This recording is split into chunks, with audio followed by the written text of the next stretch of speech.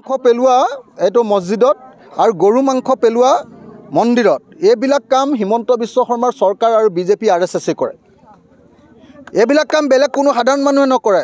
মুছলমান মানুহে ভয়তে ঘৰ এৰি যিবিলাক মানুহে পলাই ফুৰিছে হিমন্ত বিশ্ব শৰ্মাই উচ্ছেদ কৰে আগতে জাননী দিছে ঘৰ ভাঙ, গোটেই মানুহে দৌৰি দৌৰি ঘৰ ভাঙি পলাই ফুৰিছে।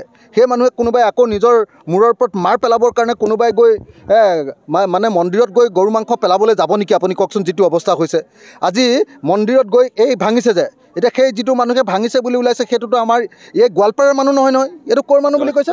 জলেশ্বৰৰ। এই জলেশ্বৰৰ পৰা মানুহ এটা আহি ইয়াত সেইটো ভাঙিব পাৰে নেকি? এইসব একদম বিজেপি চৰকাৰখনৰ একোটা চক্ৰান্ত, হিন্দু মুছলমানৰ কাজিয়া লগাই ভোট জিকি নিৰ্বাচনী বৰ্তনী 2026 চন পাৰ হ'বৰ কাৰণে এই ব্যৱস্থা কৰিছে। এই কাম কৰা উচিত নহয়। প্ৰথম কথা, মন্দিৰত যে এই যে মূৰ্তি ভাঙিছে তাক মই নিন্দা কৰিছোঁ, এইটো বেয়া কাম, কিন্তু কৰোৱাইছে বিজেপি চৰকাৰে।